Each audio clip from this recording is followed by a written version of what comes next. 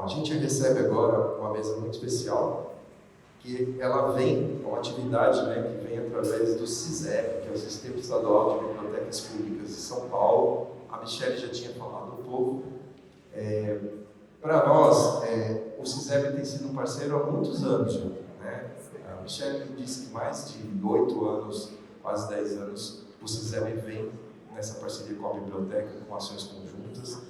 E para nós é muito importante porque a gente, além de ter pessoas, nomes da literatura aqui de Jundiaí, a gente também traz pessoas de outros locais para a gente poder ter referências e trocar essas informações, né? São grandes nomes aqui que atuam também no cenário da literatura nacional.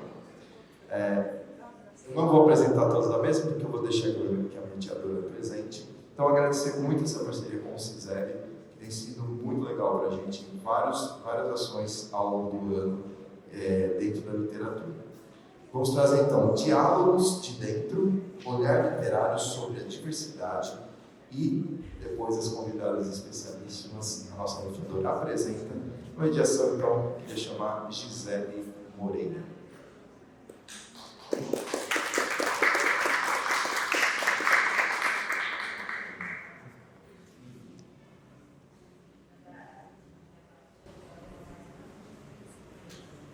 Boa tarde a todos. Eu dou início à mesa Diálogos de Dentro, Olhar Literário sobre a Diversidade, agradecendo primeiramente as convidadas Júlia Dantas, Verônica Stiger e Mara Lígia Biancardi, que em instantes eu chamarei para compor a mesa. Antes, agradeço o Festival Literatura Brasileira no 21 por formar esta mesa com nomes tão relevantes da literatura brasileira contemporânea, a organização da 5ª Festa Literária de Jundiaí e ao Centro das Artes, este espaço que ocupamos agora. Destaco que o Festival Literatura Brasileira no 21 é promovido pela Secretaria de Cultura, Economia e Indústria Criativa do Estado de São Paulo por meio das ações do Sistema Estadual de Bibliotecas Públicas de São Paulo, SISEB, e gerenciadas pela SP Leituras, que tem como objetivo externalizar diálogos íntimos convergir olhares sobre a literatura contemporânea. Para compor esta mesa, convido Júlia Dantas,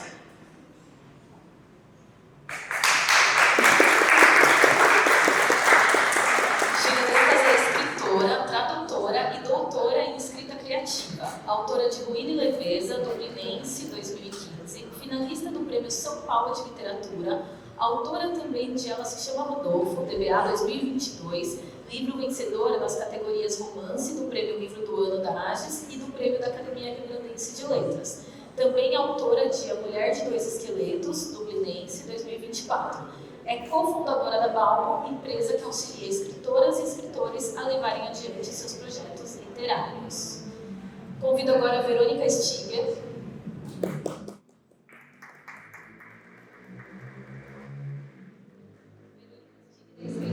Professora e crítica de arte. Possui 14 livros publicados, entre os quais estão Obsani Espiata, Sul, Sombrio Ermo Turvo e o recente Krakatoa.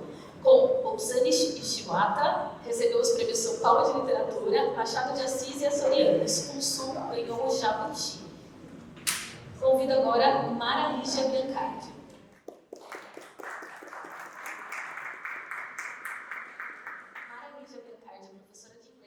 Pela USP, com cursos de pós-graduação em língua inglesa, literatura e metodologias do ensino da língua portuguesa e literatura na educação básica. Membro da Academia Jundiaiense de Letras, é autora dos livros Momentos, Inverso, As Chaves Mágicas, Os 3 R's Mágicos, Enclausurado, selecionado no concurso da editora Tomaí um Poema, e No Meu Caminho de Mulher, Chutei Muitas Pedras no Meu Caminho de Mulher, contemplado pela Lei Paulo Gustavo. Realiza projetos literários, saraus, recitais, mediação de leitura, mesas redondas, palestras e rodas de leitura de poesia. Então, muito obrigada às 3 autoras que compõem aqui a mesa. Bom, o tema desse festival é o olhar literário sobre a diversidade a partir de diálogos internos. Então, a ideia é dar voz a escritores e escritoras contemporâneos para que discutam o fazer literário e a tão importante questão da diversidade na literatura e na sociedade brasileira. É só a partir do reconhecimento e da valorização da diversidade que alcançaremos objetivos de igualdade. E eu não poderia deixar de comentar o orgulho que eu sinto por mediar uma mesa composta composta somente por mulheres, num país que ainda engatinha na luta pela igualdade de gênero e pelo fim da violência contra a mulher. Um país onde mães criam filhas sozinhas, recebem salários menores e são habitadas pelo medo, tão justificado quando vemos números de feminicídios. A escrita de cada mulher que compõe essa mesa carrega histórias pessoais, diferentes formações, estilo próprio e familiaridade com as singularidades regionais da cultura brasileira. Então, antes de direcionar uma pergunta específica para a gente começar o debate, eu vou passar o microfone para vocês para que cada um se apresente de uma maneira menos formal do que a leitura da bio que eu fiz aqui. Oi, boa tarde. Prazer estar aqui com vocês. Obrigada pela invitação, José. Bom, eu sou Lívia Dantas, escritora lá de Porto Alegre, moro em Porto Alegre ainda. E é um prazer estar aqui, né? Primeira vez em Jundiaí. Estou adorando a cidade, achei muito charmosa a cidade. E é isso, eu tenho 3 livros, são 3 romances, muito diferentes entre si.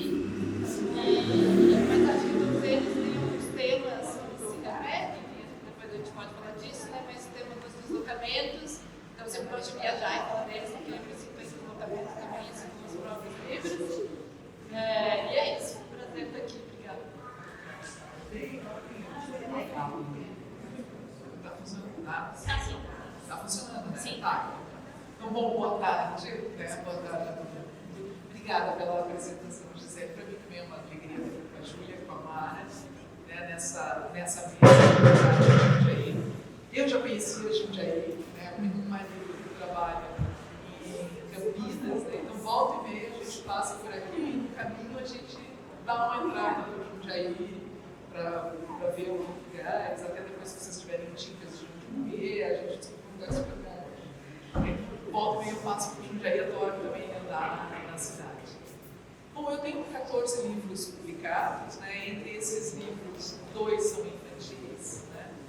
E a maioria deles são livros de contos, né? E são, eu gosto mais de falar de narrativas de uma maneira geral, eu acho, né? Porque, na verdade, eu acho que se eu tiver que falar bem rapidamente, para não tomar todo o tempo, falar bem rapidamente, o que eu destacaria? Destacaria justamente essa minha vontade de experimentar diferentes gêneros literários, né? Então, que gêneros que eu estou falando? Conto, romance, poema, e eu até desdobraria isso, mais do que gêneros literários, eu acho que a gente poderia falar em formas literárias, né? E qual é a diferença? A diferença é que eu acho que, na maioria desses livros, né, se percebe muitos textos que tomam a forma, não só de poemas, não só de contos propriamente ditos, mas de palestra, de anúncio publicitário, isso que eu estou chamando de formas literárias, né? Anúncio publicitário, legenda de jornal, etc., né? Então, eu gosto bastante de experimentar com essas formas, né? Eu acho que, como eu disse, se eu fosse destacar, eu acho que eu destaco justamente essa vontade de experimentar, que é uma vontade de experimentar que está até nos meus 2 romances, né? Esse atual, Caracatoa, né? Que há quem talvez olhe e pense, mas é um romance, será? Né? E essa é a minha ideia, que as pessoas olhem para o meu livro, mas será? Né? E que chega até o ponto de dizer, mas é um livro mesmo? Né? E no Opisanis Viata, né? Esse que eu botei esse título só para dar problema para todo mundo. Dificultar para o mediador. Bom, vou deixar a Mara falar. Boa tarde a todos e a todas. É um prazer estar aqui, estou na minha cidade, mas como eu já escrevo desde os 14 anos, então, assim, é uma luta muito grande, né, a gente lutar pela literatura, e a gente sabe que, ainda antes desse evento da internet, né, dessa propagação da internet, a gente tinha muita dificuldade, né, para expor os nossos trabalhos. Cidades pequenas, geralmente, giram em torno sempre de um público, de um grupo, sempre o mesmo, que acaba aqui fazendo as coisas. Então, acho que, hoje em dia, a gente tem trabalhado bastante para quebrar isso, né, para que mais vozes sejam ouvidas. Então, hoje é um prazer muito grande poder estar na mesa justamente para compartilhar essa experiência. Eu sempre trabalhei com literatura, embora eu seja professora de inglês na rede, mas eu sempre trabalhei a literatura no paralelo. Então, com as minhas crianças, com pais de alunos, em escolas que me chamavam e que me chamam ainda hoje. Então, eu levo a literatura, eu levo a poesia, né, aonde eu estiver. Comecei, como eu disse, a escrever poesia aos 14, 15 anos, mas o meu primeiro livro editado foi o infantil, que nós fizemos um projeto aqui na cidade, e o editor me convidou, nós conversando, falando, vamos fazer um projeto.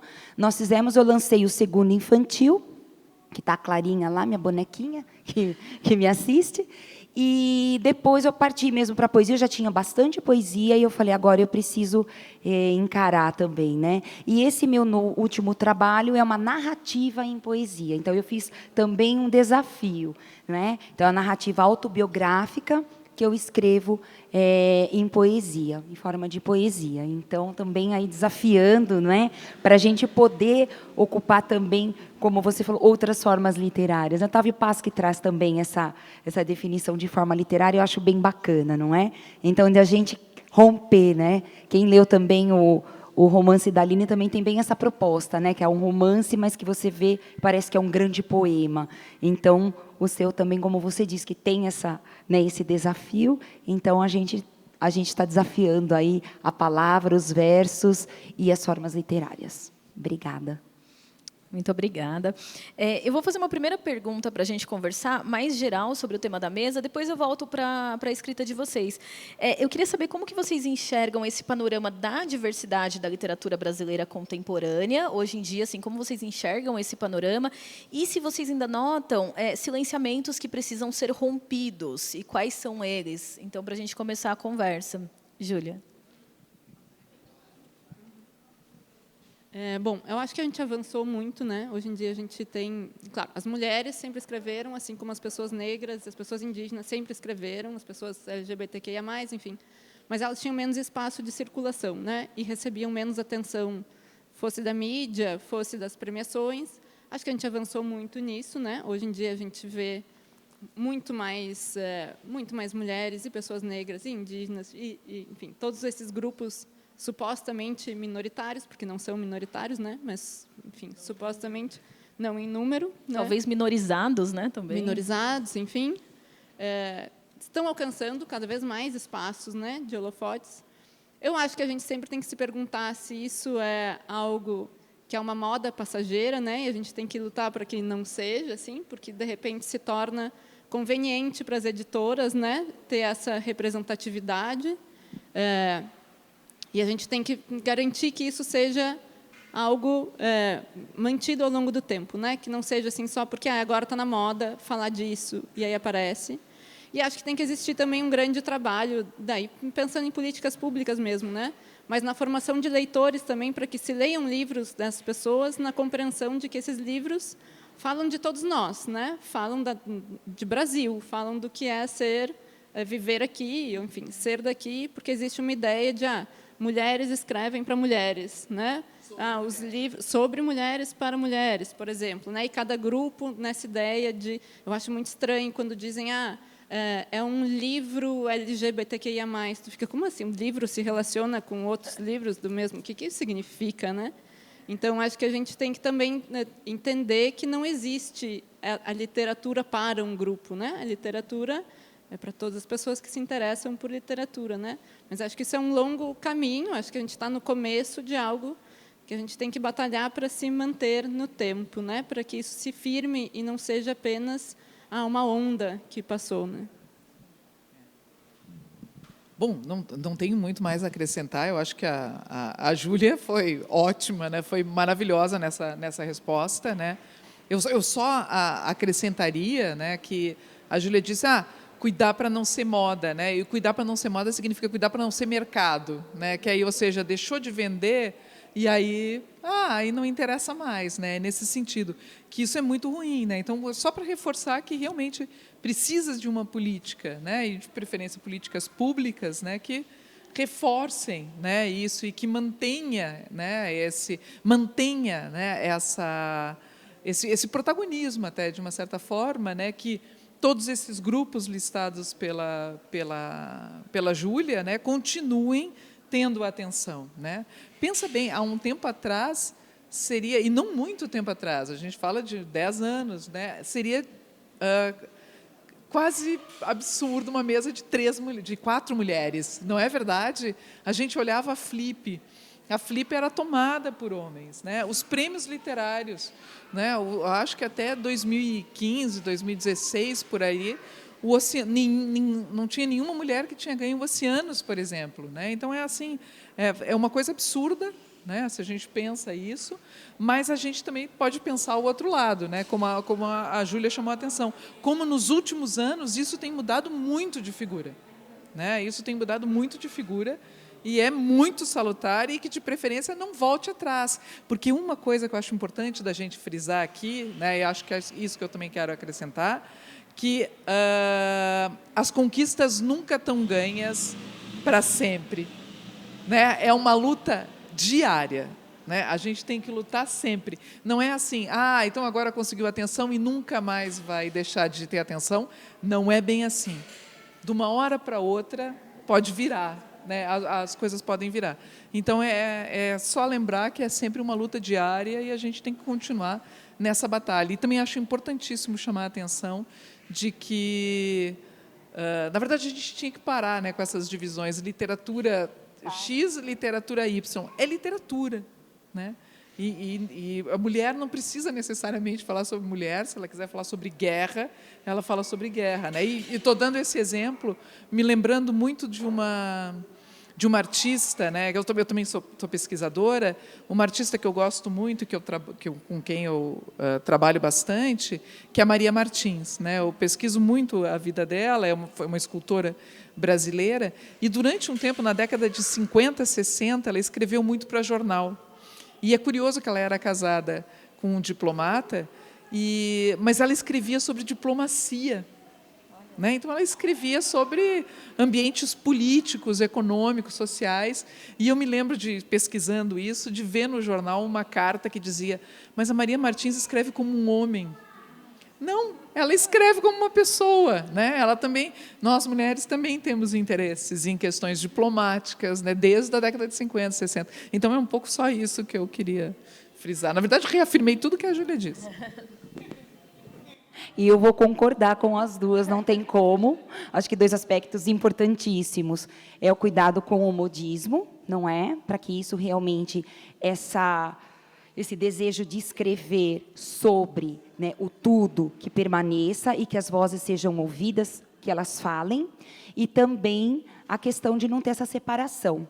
Eu estava dando uma olhada aqui na pesquisa da professora doutora da Universidade de Brasília. Ela fez uma pesquisa, achei bem interessante. Ela diz assim, essa pesquisa, né, é dividida em 2 etapas, a primeira publicada em 2005 e a segunda com a previsão de lançamento até abril de 2018. Então, quer dizer, isso na época, né, que ela estava fazendo a pesquisa, ela analisou 692 romances, escritos por 383 autores em 3 períodos distintos, de 1965 a 79, de 1990 a 2004 e de 2005 a 2014, que é relativamente recente, né, para os nossos estudos. Ainda inéditos, os números anteriores à década de 1990 e posteriores a 2004, né, foram publicados, então, pela revista Cult.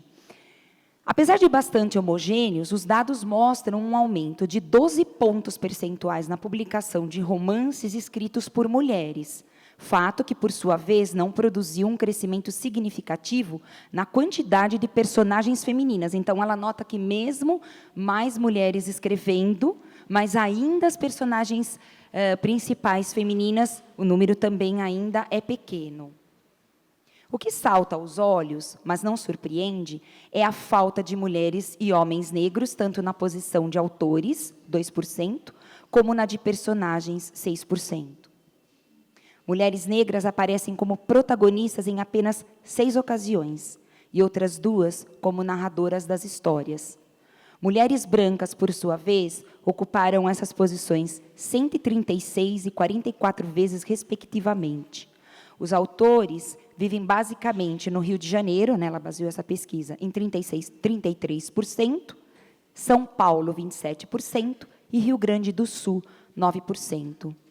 Então, eu acho que, assim, a gente avançou, mas ainda tem muito a fazer, nesse sentido de você olhar o Brasil como um todo, né, porque, às vezes, a gente acaba cercando sempre nos polos, né, mais culturais, centrais, econômicos. Então, acho que olhar o Brasil com a sua diversidade, olhar o que tem lá no norte do Brasil, nordeste, enfim, explorar, né, sudoeste. A gente não fala muito também lá do lado, né, do Espírito Santo. Então, assim, que Brasil é esse? Quem são os nossos escritores realmente? Não é? Sobre o que se escreve. Então, esse avanço é significativo, a gente não pode desprezar, mas eu acho que a gente tem que fazer mais. E o fazer mais é quando nós estamos nessas mesas, não é que a gente caminha, né, viaja para outras cidades, vai para outras festas literárias, ou mesmo eventos na cidade, né? A gente precisa trazer isso em pauta, a gente precisa conversar sobre isso, a gente precisa discutir mais, não é? Porque escrever, todos podem escrever. É que a gente sabe que as oportunidades são, infelizmente, também dependem de questões, né? Financeiras, de onde que a pessoa é, de onde que a pessoa vem. Mas a gente precisa romper isso. Hoje de manhã a gente teve aqui a Amanda do slam, nós tivemos o Bert do rap, do hip hop. Então, vamos ouvir todas as vozes, né? Todas as vozes são importantes. Então, respondendo a sua pergunta, né, Gisele, e aqui, né, compactuando com as minhas colegas de mesa, acho que avançamos muito, sim, mas a gente tem sempre, como você falou, nada, né, estanca ali, já conseguimos para sempre. Vamos avançar. Obrigada. Sim, muito obrigada. Eu acho que a gente tem que trabalhar pelo próximo passo, né? Em literatura infantil, então aqui também tem autoras de literatura infantil. Esses dias a gente estava discutindo a necessidade de, por exemplo, ter personagens negros, personagens homossexuais em livros que não estão necessariamente discutindo racismo ou porque às vezes você vai achar personagens negros em livros que discutem o racismo e pronto, assim. Então a editora mesmo, eu preciso de um livro sobre o racismo, tá? E os livros sobre qualquer coisa que tenha um protagonismo negro, por exemplo. Isso também é uma coisa. Então, acho que a gente já deu um primeiro passo, tem que mirar nos próximos também, né? E os próximos é naturalizar essa existência, né, dos personagens. Então, isso era uma coisa que a gente tem discutido bastante em literatura infantil, né? Em colocar ali no protagonismo e não necessariamente falando sobre isso, né? Que acho que vai de encontro com tudo isso que vocês falaram. E aí, pensando que no título da mesa também está o olhar de dentro, né? Eu gostaria que vocês comentassem como que vocês fazem essa transposição literária assim, desse eu de vocês, das experiências próprias, se isso está presente. Eu sei que sim, o livro da Mara, por exemplo, é inteiramente isso, né? Mas, assim, como que vocês, se vocês fazem essa transposição, como que o eu autor lida ali com o narrador, se tem muito de vocês nos narradores, se às vezes sim ou não, só vocês comentarem um pouco esse olhar de dentro, como que reverbera no papel ali, no livro mesmo. Júlia, pode ir. Estou começando sempre por você, mas se quiser a gente pode trocar a ordem também, Júlia. Só porque eu fiquei perto de ti, eu tenho que começar Tem que todas. começar. Pode começar.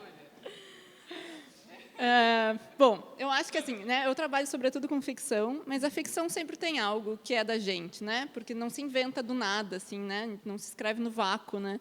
Então sempre tem algo que é isso, que a gente disfarça em personagens, né? Pelo menos para mim funciona por aí, assim, tem coisas minhas que vão estar disfarçadas em vários personagens.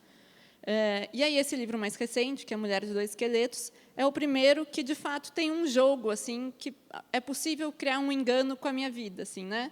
Nos outros, às vezes me perguntavam assim, né? Tu é algum desses personagens? E eu não era, de fato, tudo ficção nos anteriores. Mas esse tem um jogo proposital, assim, né? Uma narradora que não tem nome e até certo ponto as coisas da vida dela coincidem com a minha, em algumas, em outras não, né? Daí quem me conhece vai sabendo assim o que é ali invenção, o que não é. Mas me pareceu fazer sentido agora entrar nesse jogo, assim, até por eu ter, não sei, porque os anteriores eram totalmente ficcionais. E aí, nesse, eu já me sentia à vontade de entrar enfim, nessa brincadeira, digamos, sabendo que essa confusão sempre existe, mesmo quando é ficção, né? Os leitores perguntam, mas isso aqui é da tua vida?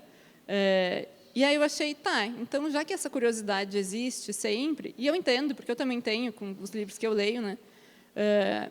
Transformar isso em algo que possa se confundir mesmo, que me pareceu que era interessante, sobretudo para as temáticas que ela traz, assim, né? Uma mulher que, como eu, está perto dos 40 anos, que, como eu, escreve, e ela está num momento de dúvida se ela quer ter filhos ou não, que é algo que enfim, né? Muitas mulheres vão chegando perto dos 40, e mesmo que tu nunca pensou nisso, mas aí, de repente, tu agora, né? Ou eu penso nisso, ou eu não tenho mais chance de pensar nisso. Então, me pareceu que era interessante criar essa confusão, primeiro porque não haveria problema nenhum, se fosse tudo da minha vida, que não é, mas não haveria problema nenhum, assim. E também porque acho que criava uma intimidade imediata com o leitor, né? Que é algo que, enfim, eu nem vou chamar de autoficção, porque depois ele descamba para a ficção mesmo, mas que a autoficção cria essa intimidade meio imediata, assim, né? A pessoa começa a ler e ela já sente que te conhece, né? De alguma forma, assim. E eu acho interessante, né? E foi uma aposta, eu nunca tinha feito, e gera resultados interessantes também, assim, porque as pessoas leem o livro e me abordam como se eu fosse, né? Assim, então, assim, a personagem acaba tendo filho, né? Eu não tenho, mas aí as pessoas vêm e às vezes me perguntam, assim, né? E aí, tu teve, né? Como é que tá o nenê? Não tem nenê, não, o nenê está no papel, não tem nenê. Mas é legal, porque as pessoas vêm e elas trazem coisas muito íntimas de si também. E aí, de repente, né, assim, já me aconteceu de estar num bar, depois num sarau, e chega uma pessoa, senta na minha mesa e começa a falar as coisas mais íntimas da sua cabeça, assim. E eu penso, ela não me conhece, eu sou uma completa estranha para ela. E ela está aqui me falando não sei, de como ela teve um filho e depois se arrependeu quando ele tinha 2 anos, mas depois, com 5, ela voltou a gostar. E eu fico pensando, meu Deus, tipo, como isso acontece? E acho que isso acontece, é a primeira vez que me acontece nesse grau, e eu acho que é graças a esse pacto da confusão entre o que é ficção e o que é a vida real, assim. Então, está sendo uma experiência, às vezes, muito louca, mas é muito interessante, assim. Eu me sinto, eu não sei, eu sempre tento honrar muito esse lugar, de alguém chega com a sua intimidade, eu tento, né, bom, isso aqui, eu preciso ter muito respeito por isso aqui, porque a pessoa está confiando algo em mim que ela talvez não tenha confiado em mais ninguém, porque tem muitos tabus nisso, né, da maternidade. Então, é uma experiência muito interessante, assim, né? Eu achei que eu nunca ia entrar nessa seara da autoficção, mas traz coisas muito novas aventuras. Sim, eu terminei o seu livro e eu fui no Google ver se você tinha tido filho, né? Antes do filho, viu? Porque nós somos curiosos, né? Assim. Não, eu entendo, porque eu também fico curiosa, né, a respeito de outras pessoas, assim. Mas é isso, e essa confusão se cria graças à proximidade do perfil demográfico dela com o meu, né? Senão não criaria, se não fosse isso. É que há um boom da autoficção também, né? A gente tem que, assim, se você aí agora toda a narrativa em primeira pessoa que eu vou ler, eu já vou ver, será que é uma autoficção? Porque a gente está num momento que também, eu não sei se alguém pode comentar depois, mas a gente está nesse momento, né? Que tem saído livros e livros de autoficção e parece que é a hora e a vez da autoficção, né? Não, ainda mais se a gente pensa, por exemplo, em 2 grandes autores, hoje, no mundo, que estão tendo muita atenção, né? Um é Annie Ernaux, né, que ganhou o Nobel, em que muito autoficção, e é engraçado que ela fala de... Vocês me ajudem a lembrar, é tipo etnografia, não é? Ela não se refere assim a uma etnografia, não sei o que, ficcional que ela faz. A Gisele também, lembra, né? Mas ela joga para um campo da etnografia, né? Como se ela investigasse a própria vida dela como etnógrafa, e o outro é o Edouard Louis, né? Que também tem uns livros muito parecidos com a Annie Ernaux e que os dois estão nessa onda Ambos na Flip tiveram muito, a partir da Flip de 1 ano, a Annie e agora o Edouard Louis, né? Então, só para lembrar, né, de 2 nomes que estão aí, né, e bastante presentes e que trazem, né, essa que é absolutamente calcada na vida deles, né? E é mesmo, eles não recusam isso, né? Não é assim como a Júlia que fica enganando os leitores, né? que ela, imagina, os leitores acham que ela teve o filho, que podem, né, Que fez o nome conversar, dela ir para o Google em né, várias... Não, fez o nome dela em cima dessa mentira, né? Uma pessoa que não dá para confiar, né? Mas já virou fake news, exatamente. Mas aí, você estava dizendo, fui para a internet, né, ver se a Júlia tinha tido filho mesmo, etc. e tal. E aí, óbvio, para justificar porque que eu trouxe a bolsa para cá, eu peguei o livro e os óculos, né? Por quê? Porque nesse meu último livro, ele se chama Krakatoa, é o nome de um vulcão na Indonésia, e ele parte de uma viagem que eu realmente fiz para a Indonésia, né? E era eu ia participar de uns festivais literários lá, né? De 2 festivais literários, e de um deles que era em Java, né? Em Java não, esqueci, é Ubud, é o nome da cidade. Não é Java, mas bom, é lá em Ubud, é lá onde surfa, me esqueci, nessa parte da Indonésia. Então, lá em Ubud tinha um dos vulcões que estava ameaçando entrar em erupção, né? O Monte Agung se chamava. E aí, se ele entrasse em erupção, isso era 2017, se ele entrasse em erupção, não ia ter festival literário, né? Porque talvez ele afetasse, porque as cinzas atrapalham, não dá para chegar avião, não dá para respirar, diziam para a gente levar máscara N95, eu não tinha a mínima ideia do que fosse isso na época. Quem diria que anos depois a gente saberia, etc. e tal. Então, ou seja, é um livro, e ele é dividido em 2 partes, né? Uma primeira parte em que é absolutamente ficcional, mas uma segunda parte que fala muito dessa viagem, que é uma viagem que eu realmente fiz. E que, se alguém for procurar no Google, é aí que eu ia chegar. Você foi, né? E você chegou a entrar no meu Facebook? Não, Facebook não. Porque aí é que está, lá pelas tantas, nessa segunda parte, né, essa narradora, porque eu gosto também de fazer eu acho que é tudo ficção, mas eu já vou entrar lá, mas essa narradora fala que começou a fazer um diário da Indonésia no Facebook, né? E o meu Facebook, todas as minhas redes sociais são abertas, né? Então, o Facebook também, e ali começou esse diário da Indonésia, etc. e tal, né? E eu realmente comecei esse diário, né? Né? Como é que é? Poupo o trabalho de vocês de procurarem, né, irem lá no Facebook procurar lá em 2017, mas já teve gente que me disse, eu fui lá procurar, né, e vi que tem mesmo, né, tem mesmo, está postado. Mas, para mim, né, é uma coisa que eu gosto de trabalhar, eu gosto sempre de colocar em relação esse eu que fala. Né? Então, tanto que eu não vejo esse livro como um livro de autoficção, mesmo ele tendo essa segunda parte que é absolutamente calcada na minha viagem, né? Conversando com um amigo meu, o meu amigo me explicou e agora, para mim, está claríssimo, né? Eu não via e ele explicou, claro que não é, ele disse. Eu disse, mas por que não é, Antônio? Diz o Antônio, porque ele não é um livro sobre você. A autoficção, ela é sobre uma experiência pessoal. Por isso que eu dei como exemplo Annie Ernaux, Edouard Louis, né? Que ali fecha, né? Por isso que a Júlia nos engana, né? Porque ela não teve o filho, né? Não, tô brincando. Mas a gente tem toda uma coisa, né? Mas então, voltando, não é sobre você, ele é sobre vulcão e fantasma, né? Para mim é e um monte isso. de outras coisas. Um monte de outras coisas, mas vulcão e fantasma, principalmente, né? E aí, mas é uma coisa que eu gosto de trabalhar até em outros livros, né? Mas nesse aqui tem 2 momentos em que isso fica claro. Porque para mim era uma questão, como é que eu ia narrar essa parte que realmente era uma parte que falava de eu mesmo. Não, eu já separei, obrigada. E aí tem lá, ele é toda a primeira parte ela é toda pontuada por monólogos, né? E monólogos assim de forças naturais, poderíamos dizer, né? Então tem um monólogo do carvão, monólogo da água, monólogo ou de decorrências, né? Tipo carvão, monólogo do carvão, monólogo do fogo, monólogo da água, monólogo do petróleo, né? E o do petróleo ele diz assim: se eu dissesse que sou essa criança recém-nascida, etc. e tal, e aí no final ele faz a seguinte pergunta: e se eu dissesse que sou essa criança e sou ninguém? E que isso que chamam de eu não existe, assim como a criança não existe.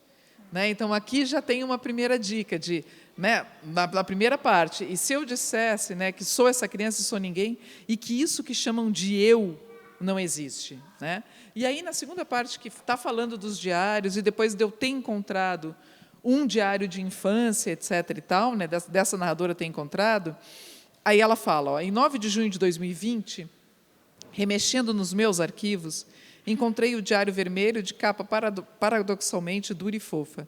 Meu primeiro espanto foi perceber que, ao contrário do que havia afirmado no post do Facebook, eu mantivera, sim, um diário, e por anos. E este começava em 17 de dezembro de 1982, falando da comemoração do meu aniversário. Só que não faço aniversário em dezembro, mas em janeiro.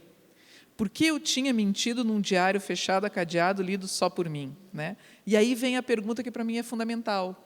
Né? E eu acho que é uma pergunta que é fundamental em todos os livros em que eu trabalho esse eu. Há um livro meu chamado Sul, em que a imagem da capa sou eu, é eu pequena.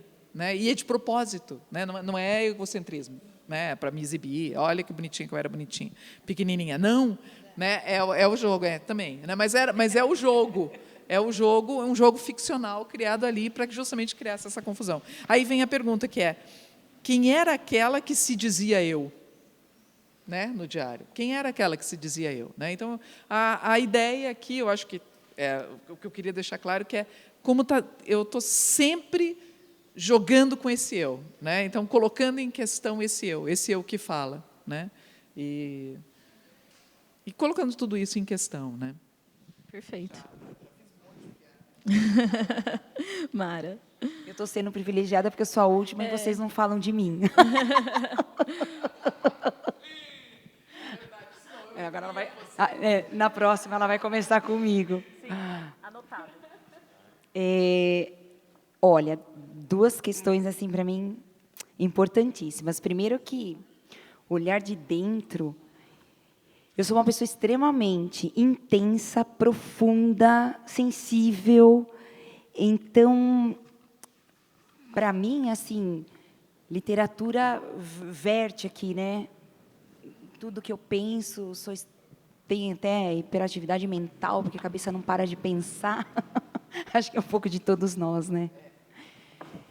E aí, quando você fala da autobiografia, eu acabei, acho que até mordendo minha língua com esse livro, porque eu não sou uma pessoa que leio biografia, e eu sempre falava que eu não ia fazer uma biografia das coisas, né, da minha vida, que eu não ia fazer autoficção, ou que fosse. Mas a minha mãe, às vezes, a gente conversava, e ela falava assim, você precisa escrever alguma coisa sobre isso, até para que, né, na visão dela, que a gente pudesse ajudar, né, pessoas, famílias, com essa situação que a gente passou, né, da violência doméstica. E eu falava assim, não quero, não quero, né, falar assim, fatos que realmente eu passei. Mas, com o passar do tempo, eu fiz um curso de formação de escrita, inclusive com o pessoal do Sul, professor do Sul, Marcelo Spalding, que é um curso online. Foi até na época da pandemia, que a gente queria fazer de tudo, né, fazer para que ocupasse o nosso tempo, né? E ele fez uma proposta de um trabalho, de uma coletânea de contos, o módulo era sobre contos, e ali eu escrevi um pequeno conto sobre a minha experiência. Então, até então, eu não tinha feito, o nome da coletânea era EC, e a gente continuava. Então, eu coloquei, e se eu colocasse a boca no trombone?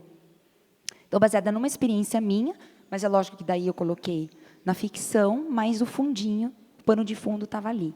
Né? Como, às vezes, tem pessoas que liam o conto e falavam assim, mas você passou por isso? Né? Você não podia falar?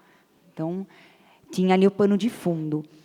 E depois eu fui amadurecendo a ideia, eu falei, bom, se eu for falar dessa experiência, eu, então, não vou fazer texto, porque como a minha linguagem maior é a poesia, né, eu tenho contos, tenho crônicas, mas eu sempre, né, caminhei pela poesia. Falei, então, eu vou fazer uma narrativa. Comecei a escrever alguns poemas, tanto que nos meus rascunhos, né, elas não estão em ordem. Comecei a jogar uma experiência que eu lembrava, escrevi um poema. Mas é lógico que, mesmo na poesia, por mais que eu tenha me colocado, sempre também tem a questão, né, o paralelo ali. Será que tudo é da Mara? Não, é que daí depois eu também trago, lógico, né? Senão também ficaria extremamente fatos, né? E não são fatos, são poemas. E eu fui jogando, e daí eu pensei assim, falei, de repente eu posso não fazer uma narrativa em poesia.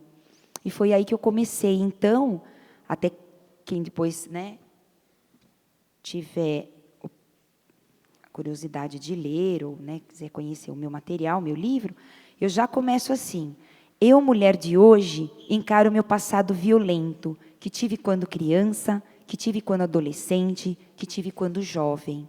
Eu, mulher de hoje, descarrego rochas. E o meu primeiro poema foi a concepção, porque eu falei, eu vou escrever uma narrativa, eu quero que as pessoas entendam essa narração, né? O que eu estou narrando? Então, eu estou narrando a vida de uma menina que, desde bebê, ela presencia fatos, né, violentos. Então, na concepção, como eu estive 9 meses, né, no ventre da minha mãe, a qual eu agradeço com muito amor, me amou a vida inteira, me ama até hoje. Então, a concepção diz assim: num ato de amor, eu cheguei, bendito é o fruto do vosso ventre. Grávida de mim, eu respirei no seu ventre, minha mãe. Eu, Nina, é uma menina, gritou meu pai. Vem, Nina, embalou-me minha mãe para o sempre. Então, esse foi o primeiro poema, né, que engatilhou todos os outros. Então, eu venho trazendo memórias, e dessas memórias, ou minhas memórias, ou memórias da minha mãe, porque para escrever o livro, muitas vezes eu tive que chegar nela e falar: mãe, eu me lembro disso, mas como que isso aconteceu? Isso aconteceu de verdade? Porque para eu passar para a escrita, para eu escrever o poema, eu queria estar muito dentro daquilo, para que justamente eu passasse para esse meu leitor o que realmente eu passei, nós passamos, e o sentimento meu. Porque o livro em si, em nenhum momento, vocês vão ouvir eu criticar meu pai. Em nenhum momento. Porque eu amei meu pai. Eu não posso falar, né? Desde o momento que ele morreu, e ele morreu nos meus braços. Então, são os momentos que nós passamos. Então, eu estou falando aqui dos sentimentos que eu tive, não é? E transformei em poesia. E aí, eu às vezes falava então para a mãe: me lembra isso mesmo, porque eu também não quero ser injusta, né? Não quero dizer algo que realmente não aconteceu. Então, foi um diálogo ali entre nós. Às vezes, meu irmão, eu falava: nossa, você lembra dessa situação? Eu vou citar lá no livro, né? A minha irmã mais nova. Então, eu acho que assim, do que eu falei que eu não ia falar, eu acabei falando tudo. Não, tudo não, quase tudo, né? Porque tudo a gente não consegue falar. Mas, no fim, sabe que foi a minha surpresa maior? Quando o livro ficou pronto, porque enquanto estava no processo, eu ia, voltava, lia, relia, isso aqui não está legal, trocava, esse poema é melhor aqui, não, esse vem aqui, enfim. Foi um processo assim bem longo.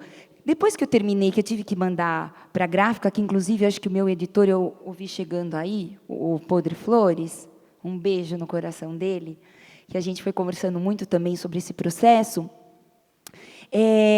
Eu terminei o livro e mandei para a gráfica. Aí eu não olhei mais. Eu falei: não vou olhar mais, porque também sou muito perfeccionista. Você acha sabe aquela palavra que você fala? Então, podia tirar. Não olhei mais. Quando eu peguei o livro pronto, eu falei: nossa, deixa eu ver meu livro, né, para ver como ficou, né? Eu comecei a ler, a impressão que me dava não era mais eu. Acho que vocês também devem ter essa sensação, né? Eu falei: nossa, gente, mas eu escrevi isso daqui? Nossa, mas eu passei por isso mesmo? Então, é legal, né? Porque aí você se distancia. Eu me distanciei e deixei para os leitores, não é? E é tão legal, porque eu já tive vários retornos aí. Tem uma colega que veio até dar um testemunho hoje de manhã, porque eu acabei coordenando uma mesa por conta do projeto Paulo Gustavo, para falar realmente dessa experiência do livro e do assunto, né, da temática. E ela está levando meu livro na terapia, porque ela passou por isso também, por alguns momentos parecidos. Ela falou: Mária, eu estou levando o seu livro na terapia, você não sabe como ele está me ajudando, né, a poder também me descobrir e a poder falar, porque a gente tem muito essa dificuldade de falar sobre o tema, né? É um tema muito complexo, porque não envolve só a gente, envolve todas as pessoas da família, né? Então, eu pensei muito, muito mesmo, para publicar esse livro. Obrigada. Muito obrigada. Eu acho que a gente também fala das nossas intenções, mas o livro, ele sai e ele deixa de ser nosso, ele passa a ser do leitor, né? Esses dias eu tenho um livro de crônicas publicadas que chama Posso Fazer uma Pergunta? Crônicas para Salvar Unicórnios. Cada uma das crônicas é uma pergunta que uma das minhas filhas fizeram, né? Eu tenho 2 filhas. E esses dias eu estava gravando uma aula para um curso de crônicas e eu falei para minha filha mais velha que estava em casa, fica quietinha, porque eu vou gravar. E aí, de repente, eu vi que ela estava me olhando gravar aquela aula, e eu estava falando especificamente desse livro. E, de repente, eu vi que a expressão dela foi mudando. E eu falei, concentra aqui, né? Quando eu desliguei, ela falou, você acabou? Eu falei, acabei. Ela, você falou tudo errado. Porque eu estava falando sobre o eu, a questão do eu na crônica, ela tem 9 anos. Ela falou assim, essas crônicas não são sobre você, são sobre mim. Você, não é de você que você está falando. Porque eram umas perguntas e como aquilo reverberava, e as reflexões que eu fiz através daquilo. E ela, assim, ficou... você tem que corrigir essa aula. Você falou tudo errado, assim, que eu falando do como eu se coloca na crônica e está presente ali, e é sobre a percepção dele do mundo. Então, assim, o livro deixa de ser nosso, né? Bom, muito obrigada. Eu vou direcionar uma pergunta para cada uma de vocês, depois eu vou abrir também as perguntas. Aqui a gente tem muitos colegas escritores, escritoras. Eu não vou começar com a Júlia, porque eu acho que já está bom, né? Então, eu vou começar aqui com a Verônica. Pensando aqui no seu, vou começar. Pensando aqui no Krakatoa, né? Essa questão dos vulcões, né? Da erupção, ela me remetia o tempo todo aos nossos incêndios, né? Porque agora a gente estava nesse momento do ar, essa sensação de que o que você está respirando não é respirável. Então, e é uma coisa tão real, assim, me arrepiava. Você estava falando dos vulcões e eu estava pensando nos incêndios, né? E eu acho que a ficção, muitas vezes, ela nos leva para lugares muito reais, né? Eu não quero aqui colocar uma obrigação para o autor, nem uma função para a arte, não é essa ideia, mas como que você acha que a ficção e a literatura trabalham, às vezes, em prol de questões tão importantes para a sociedade também, sem colocar essa carga como uma obrigação do autor, é claro, né? Ótima pergunta, Gisele. Mas sabe que esse livro eu terminei ele em 2023, né? Então eu terminei ele no início de 2023, entreguei na editora, demora, tem editora que demora para sair, etc. Tem que entrar na programação da editora, né? Não vou entrar no caso. E ele foi lançado em setembro de 24, né? Então, ou seja, eu estava com o livro pronto no 23, início de 23. E ele ficou pronto fisicamente agora em setembro de 24. Nesse tempo eu não mexi no livro, né? Só aquelas coisas pontuais, né? Sei lá, uma palavra aqui, outra ali, etc. E quando eu fui lançar o livro, fui fazer um lançamento, o primeiro lançamento que eu fiz, que foi em Belo Horizonte, a ideia era fazer uma leitura, né, de trechos. E eu mesma me assustei, né? Porque quando eu fui ler um desses monólogos, né, que eu falei para vocês, era o monólogo do Carvão, se não me engano, agora eu já guardei o livro. E ele fala que está tudo tomado pelo fogo. E foi na semana, entendeu? Eu acho que, não sei se na semana em que aqui estava...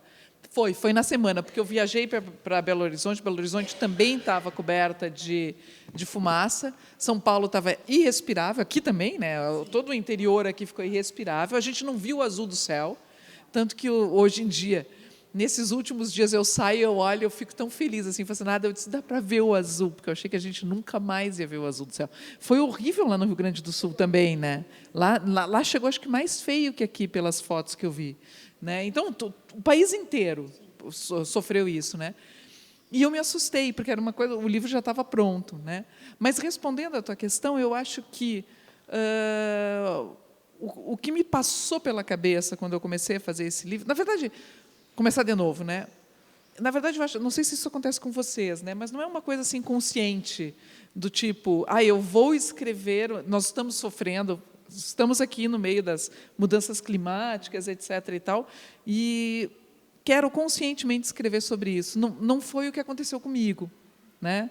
Eu, na verdade, queria escrever um livro em que quem seria protagonista do livro seriam justamente essas figuras, os vulcões, né, a água, o fogo, né, o fogo está intimamente ligado ao vulcão, né, o fogo, o carvão, o petróleo, né, então eu queria que o sol, então assim figuras que a gente pode dizer figuras geológicas, né, e cósmicas, né, o sol, etc. e tal. Então é curioso que eu queria que o que eu queria que viesse para frente, assim, de uma certa forma, a gente pode falar de uma maneira geral, né, não muito correta, mas de uma maneira geral que dá para entender, que é a natureza, né? Então, é a natureza que toma frente nesse livro. É ela que tem voz, é ela que fala, né? E é uma redução muito grande do humano. Né? Então, assim, tem um homem que abre o livro, é um homem que narra a história, e ele narra, é ele e os fantasmas, né? É ele e os mortos. Então, e tem isso também, quando aparece essa figura humana, eu queria que o leitor tivesse a dúvida que será que está vivo ou será que são vozes dos mortos, né? Se são os fantasmas também, né?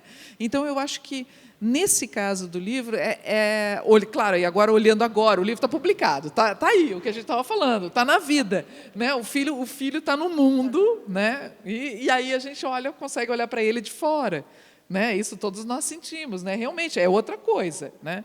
Então, aliás, tudo isso que eu estou falando, essas considerações para vocês, eu acho que é uma percepção que eu tenho muito mais agora, né? Vendo o filho aí no mundo, mas aí, olhando agora e pensando a situação atual que nós estamos, e pensando que foi um livro que eu escrevi durante a pandemia, né, em que a gente, principalmente aqui no Brasil, em que a gente via cadáveres, né, se acumulando, eram muitos. Eu me lembro de esperar, porque, né, para ver quantas pessoas tinham morrido naquele dia. A gente chegou a somar 4.000 num único dia.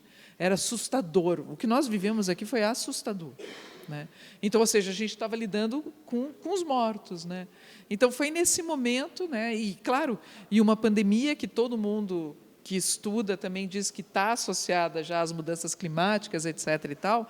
Então, eu acho que essa foi a maneira que eu encontrei de dar uma resposta para isso, né? Do tipo, matar o humano, que é quem está matando o planeta, né? E dando voz para essas outras figuras, né? Talvez. Não sei. Agora eu passo para a Júlia ou para a Mana? Pode ser para a Júlia aqui. Deixa eu só completar, fazendo uma pergunta rapidinho que complementa isso, Verônica.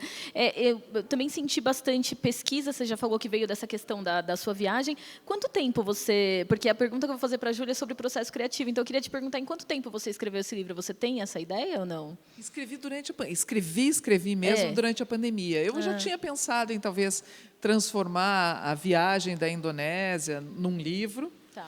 Mas eu acho que a forma que ele tem, que é essa, de vir para frente os vulcões, né, esses elementos da natureza, né, e os fantasmas, e a conformação do livro, como ele ficou no final, veio durante a pandemia. Aí eu escrevi, acho que uns 2, 3 anos, entre 2020 e até 2023, quando finalizei. Né? Legal. É uma pergunta meio injusta, né? Eu tenho um amigo escritor que ele sempre responde a idade dele, quando perguntam quantos anos você demorou para escrever. 45, assim. Porque ele existe junto com a existência do autor, né? Júlia, vou para você aqui.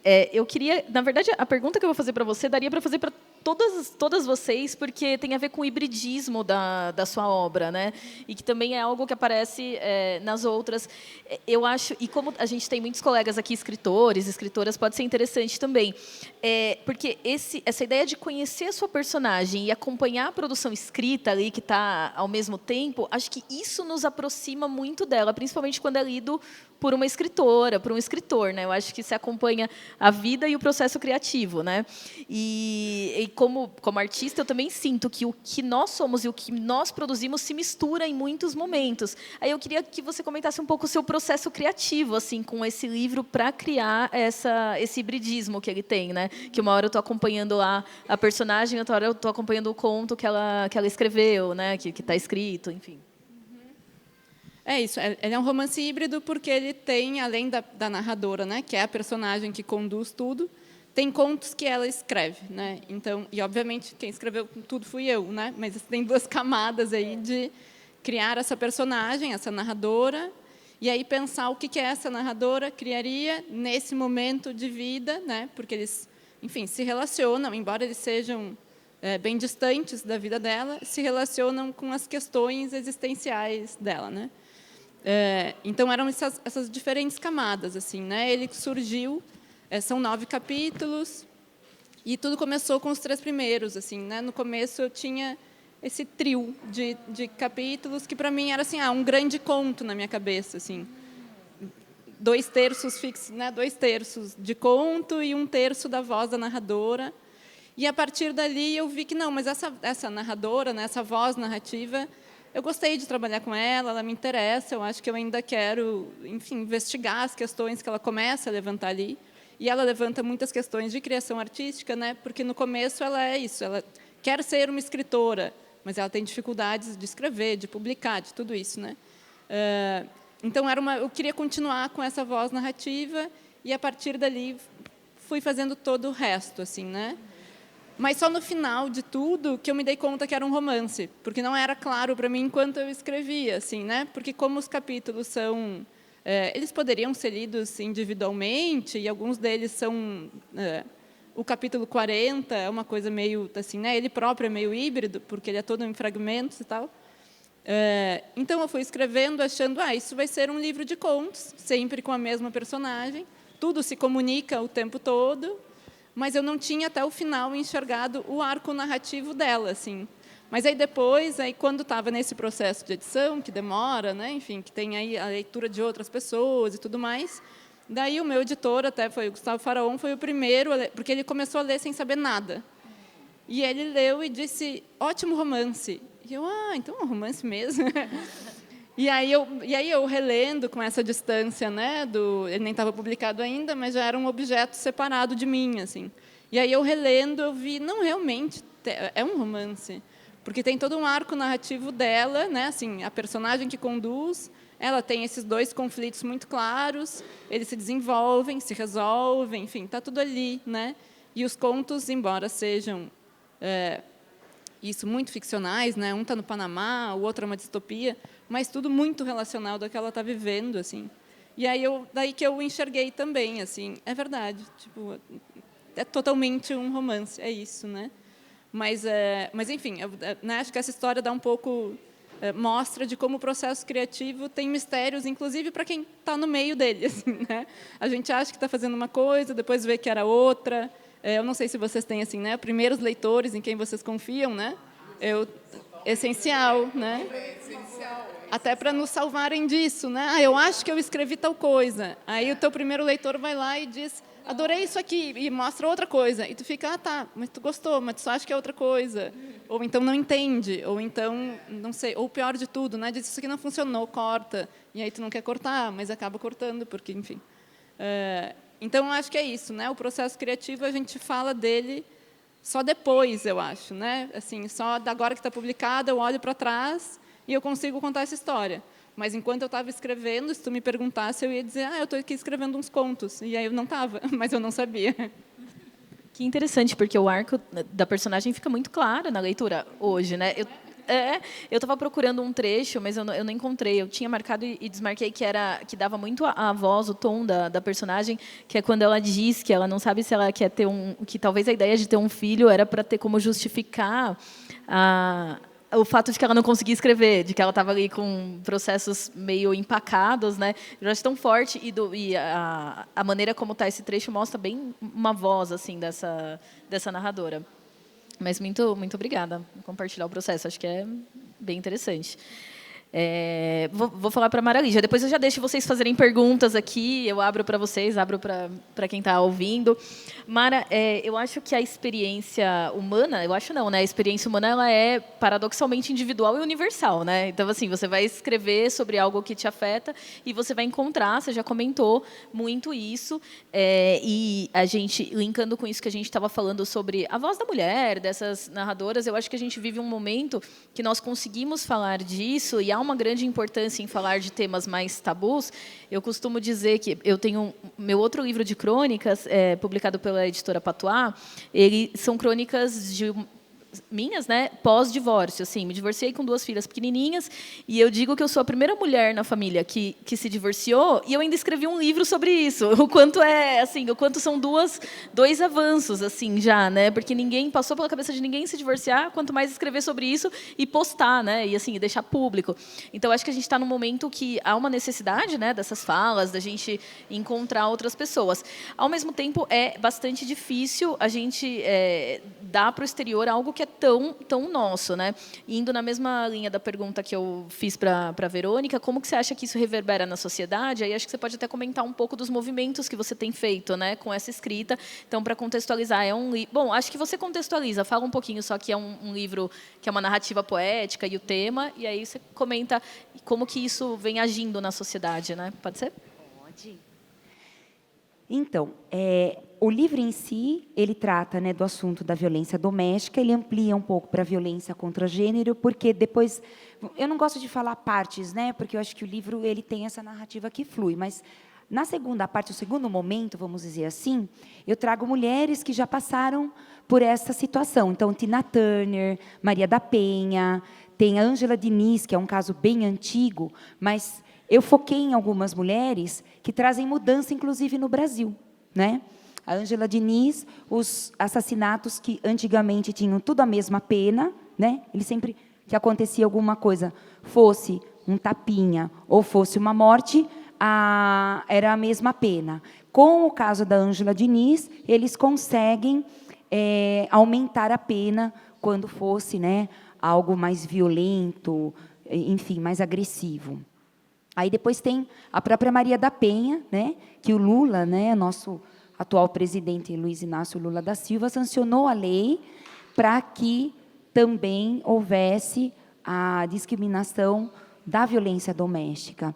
Então, são casos importantes, né, na nossa sociedade. Tem a Daniela Pérez também, que eu trago, né, que foi também um caso assim, muito forte, né, quando aconteceu.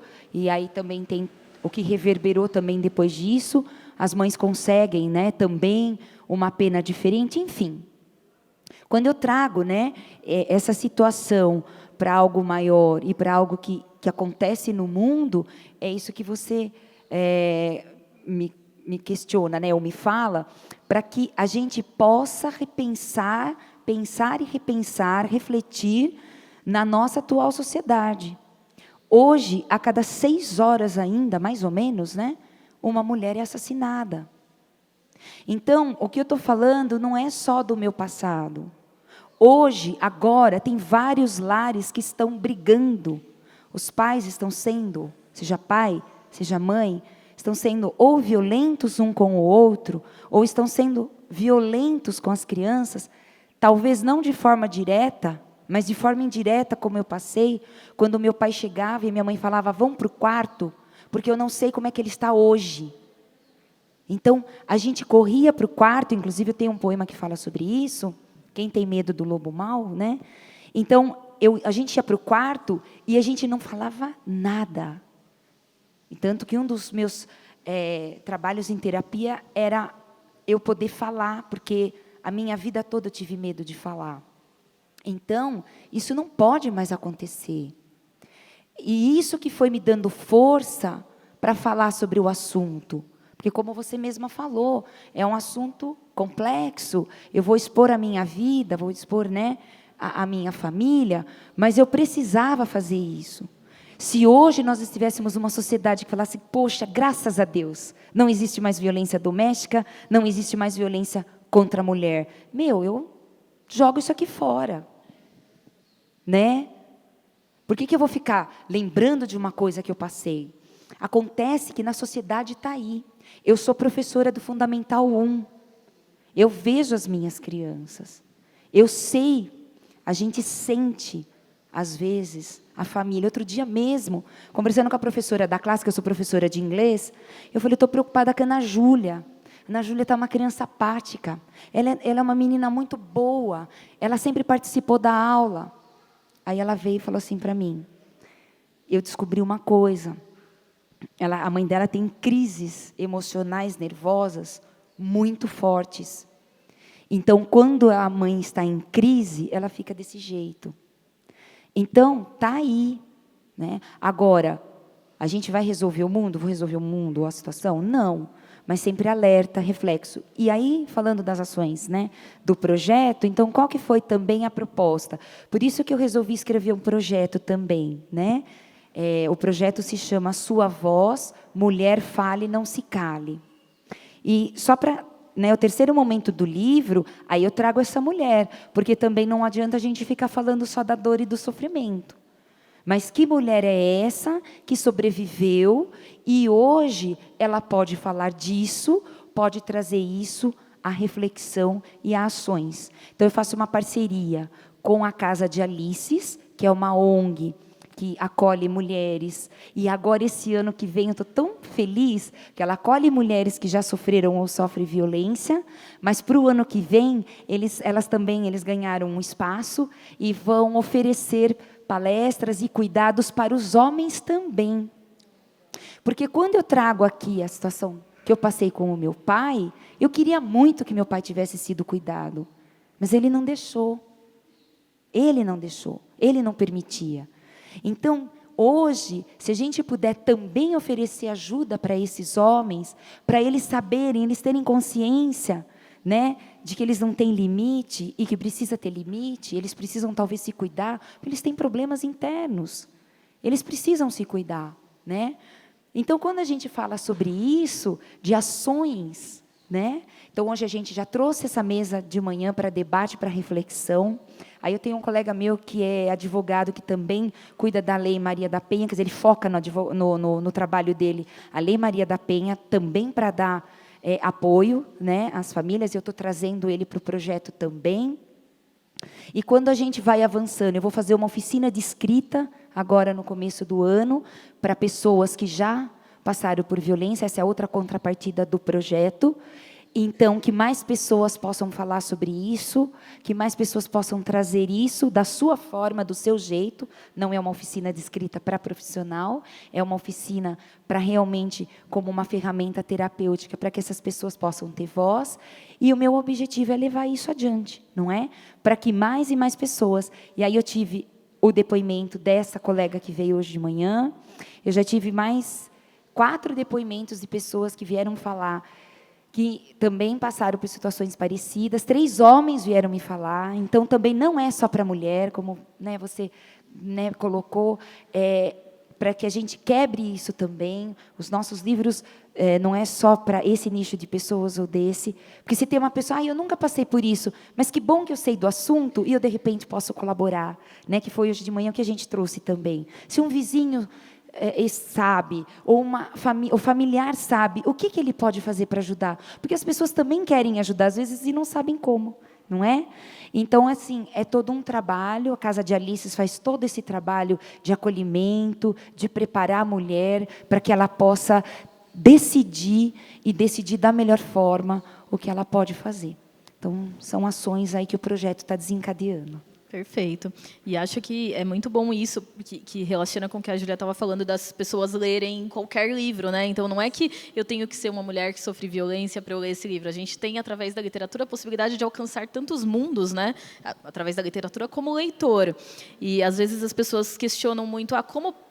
novos autores, né? Como encontrar leitores? Eu sempre costumo responder, acho que o seu caminho é formar os leitores, né? Porque eles não vão aparecer para você encontrar. Acho que o caminho é formar, é dizer para as pessoas que elas podem e precisam ler, né? Eu quero abrir para perguntas, então, quem estiver aqui também, eu vou passando aqui e abro para perguntas que vocês queiram fazer. Pode deixar que eu levanto. Você se apresenta, por favor. Eu sou Isabel Rodrigues, eu sou autora de infantos juvenis, mas eu tenho uma pergunta para a Mara Lígia, até porque eu conheço a Mara Lígia, a gente vive conversando, e hoje eu fiquei muito feliz de verificar, ouvir de você realmente a tua proposta de trabalho. Na verdade, eu não tenho uma pergunta, ou pode ser? Mas eu tenho uma proposta, eu quero me apresentar. Eu sou terapeuta holística, eu trabalho na terapia desde 91. E eu quero assim, oferecer para você, nesse seu projeto, porque a gente sabe que a gente vai ter outros, para a gente poder contribuir, porque essa é uma fatia, eu vou usar uma palavra meio pesada nesse momento, uma fatia de mercado, e que eu domino muito. Eu ajudo muito as pessoas a eliminar os traumas dela de uma forma livre, leve, muito rápida, tá? Então, eu tenho várias técnicas que é para... E os meus livros são terapêuticos, tá? Todos eles são. Porque quando a gente escreve, eu escrevo simplesmente, eu não foco, nada assim pesado, nada de traumas. Eu levo para o outro lado da vida, que é a valorização da vida. Mas quem me conhece e que tem esse olhar, descobrem tudo dentro dos livros. Esse livro que eu acabei de lançar, Falar de Amor é Preciso, ele está servindo de livro de cabeceira terapêutico para muita gente. Então, se você precisar, então eu estou aqui à disposição de vocês. Ele não é terapêutico, só que você acha aqui nele. Tá certo? Eu também escrevi na pandemia, como a Verônica falou. Eu nunca pensei que eu fosse me tornar uma autora, porque escritora eu sou desde pequena, com esse livro que eu fiz para presentear as crianças que eu ajudei a alfabetizar no período de pandemia. Obrigada. Posso? Obrigada, Isabel. Pode. Isabel, eu agradeço demais, porque eu acho que um projeto só avança, só cresce quando a gente agrega, vai agregando pessoas, né? E hoje de manhã a gente já teve aí um grupo forte, e para mim, eu fico assim, muito feliz de poder fazer isso por meio da literatura, não é? Porque, como eu disse no começo, eu não queria só falar dos fatos, né? Senão eu teria feito outro tipo de livro. Eu venho pela poesia. E pela poesia eu quero resgatar pessoas. Mas, tendo pessoas que nos ajudam, pois a gente pode conversar sim, a gente pode ver até, de repente, você conversar com a Casa de Alices, porque lá também eles têm terapeutas, têm psicólogos, para justamente poder atender essas mulheres, porque a gente não tem, às vezes, noção. Mas, como foi falado aqui hoje de manhã, às vezes, como elas chegam, gente? Elas chegam, assim, infelizmente, deploráveis, né, em situações deploráveis. Então, a gente precisa, sim, né? E eu podendo levar a poesia, podendo levar a arte, é maravilhoso. E aí, contando com a ajuda da Isabel, então, depois eu passo para a organizadora, viu, Isabel? Muito obrigada, viu? Agradeço, gratidão. Obrigada. Meu nome é Patrícia, e a pergunta é para as três, né? Eu gostaria de saber se vocês já pensaram em fazer do livro de vocês ou um documentário, ou um filme, e se no processo criativo de vocês se inspiraram em algum filme, ou se ele foi só uma pontinha assim, para iniciar o livro. E para a Mara, né, se o livro dela, também, se ela já teve esse olhar, né, para documentar, porque, para além da violência, tem também a superação, né, do livro. Tá bom? Obrigada, Patrícia. Então, vamos falar da relação da literatura e o audiovisual, e a gente precisa de outra mesa, né? Não, estou brincando. Quem quiser, fica à vontade. Pronto. Então, do meio, vou começar do meio. Bom, respondendo, né, se eu já tinha pensado em transformar em alguma coisa, né, levar para algum outro meio. No Krakatoa, por isso que eu peguei o microfone, porque para mim é fácil. Eu estou trabalhando com um grupo que eu arregimentei ali à minha volta, para a gente transformar o Krakatoa numa ópera radiofônica. Né? Então, é um trabalho louquíssimo que a gente... sexta-feira mesmo, eu estava gravando já umas partes, então, são algumas partes... Eu que escrevi o libreto, né? Então, são algumas partes da primeira parte do livro, né? E aí eu arregimentei um monte de amigo, né? Porque a gente está fazendo isso sem dinheiro, sem verba, sem nada, então só amigo, né? Para topar uma coisa dessas. Para poder também dizer, não, Verônica, né? Deixa de ser louca, a gente não vai participar desse negócio. E aí, então, ali eu estou transformando nessa ópera. Né? Então, estamos trabalhando nisso, não uma ópera, né, de fato, mas uma ópera radiofônica ainda por cima, para passar num podcast. Né? Nossa, mas dá para imaginar muito com as múltiplas vozes desse livro. Você falou, não achei uma loucura, achei que faz todo sentido. Assim. Não, por causa disso, quando o livro estava pronto, eu já estava querendo transformar ele numa ópera. Perfeito.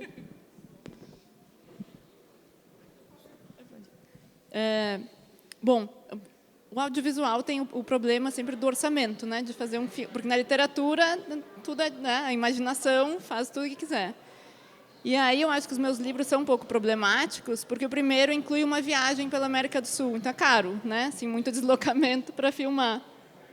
O segundo tem também uma troca de cartas, como é que tu faz cartas, e tem uma tartaruga, então também já tem uma ética dos animais. E esse também, todo híbrido, então eles são meio estranhos, eu acho, para chegar no audiovisual. mas já aconteceram outras coisas muito interessantes. O Ruína e Leveza virou uma coreografia de dança pela Companhia Geda, lá de Porto Alegre. Foi muito legal, foi uma experiência também muito inesperada, assim. E teve um compositor de música erudita, trágico, que agora não lembro o nome dele, mas ele também fez uma composição. Então, não sei, eu acho que os meus livros vão se comunicar com outras artes. O audiovisual não sei, é muito orçamento, assim, né, para botar as pessoas viajando lá, Peru, Bolívia, enfim. Então, acho que é isso. A imaginação é de graça, né, mas o cinema não. Em termos de leitura, bom, eu leio muita poesia, não é? Mas duas pessoas assim que me incentivaram a escrever esse livro foi a Mel Duarte, né, que ela tem o livro dela que é fantástico, e a Conceição Evaristo, né? Você leu o livro da Conceição, você se transborda ali, não é? E ela também fala da mulher real, né? Não é uma mulher imaginária. Então, eu acho que e outros, né? Outros poetas, mesmo os clássicos, né? Não dá para você não falar de Clarice, não dá para você não falar mesmo do Fernando Pessoa, enfim, N poetas, os poetas atuais, Leminski, bom, enfim. Agora, eu tenho, sim, a gente já está para o ano que vem, continuidade desse projeto. A gente está pensando, a gente vai fazer um vídeo, né? Isso, eu me inscrevi no edital, né? Se o edital sair, contemplar, mas eu vou lutar para isso. Então, já tem. E eu também gostaria de fazer na dança, né? Que vocês falaram da dança. E até a proposta da continuidade do projeto era com a dança. Mas aí acabamos começando com o Podre Flores, conversando, saiu já o projeto do vídeo. Mas da poesia, da dança também eu gostaria, que acho que poesia e dança também ali, aquele movimento, né? Todo o movimento é bem-vindo, né, para a poesia. E então eu acho que é isso, mas como as minhas colegas aqui falaram, né, a gente sempre precisa de investimento, porque é difícil mesmo para o livro, né? Eu, por exemplo, contei com o edital Paulo Gustavo para dar um arranque aqui. Agora a gente vai, né? Ajuda também assim, muito de filho. Meu filho está ali, de nora, né? No lançamento vai todo mundo ajuda, né? E é isso. Então acho que, mas temos projetos adiante, sim.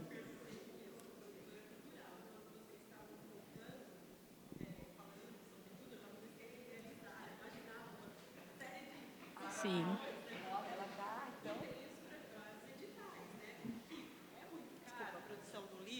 É muito caro, só que os incentivos estão cada vez maiores. Né? Então, é uma possibilidade. Sim, com certeza. Estamos aí, estamos juntas. Muito bem, obrigada. Olá, eu sou Oswaldo Faustino, sou jornalista e escritor. E eu queria perguntar para vocês sobre a relação passional de vocês com suas obras. Eu quero saber até que ponto vocês estão preparadas, ou preparados, os escritores das mesas também, para ouvir críticas a respeito de suas obras. Muito bom. Nossa! Eu acho importantíssimo. É importante essa sua colocação, porque quando eu escrevi o meu livro, eu tenho um colega poeta do Sul, o Rafael Figueiredo, faz um trabalho muito bonito também. Ele foi coordenador de 2 trabalhos e a gente tinha um grupo de estudo. Porque eu, como escritora, estou sempre estudando, gente, estou sempre lendo. Meu filho, às vezes, a minha nora, o que você fez esse final de semana? Você saiu? Você saiu? Fiquei em casa. O que você ficou fazendo em casa? Fiquei assistindo a um vídeo de fulano de tal, eu li tal livro, eu estou estudando tal livro. Mas o meu falou, mas mãe... né? Então, eu adoro estudar. E eu acho que o escritor não pode parar de estudar. E leitura é obrigatória, não tem como, se a gente quer aperfeiçoar a nossa escrita, né? Acho que, né, vocês concordam.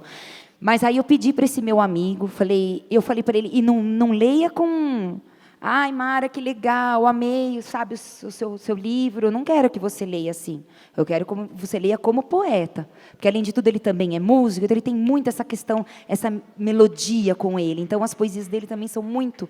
Né, e eu valorizo muito o ritmo, a melodia. Né? Não tanto a rima, mas esse jogo de palavras, né, essa melodia. Então, ele leu, e aí ele me deu um parecer, e depois disso também eu conversei com uma outra pessoa. E o meu livro é bilíngue. Eu sou professora de inglês, mas eu falei, foi meio difícil de me distanciar no inglês, sabe? O português, eu cravei ali as palavras que eu estava sentindo, né? No inglês, então eu fiz todinho o livro em inglês, mas aí eu tenho uma outra colega que também adora ler, fez pós em literatura, então eu falei, vou já unir as duas coisas. Aí eu também pedi, falei, Alice, na sua leitura...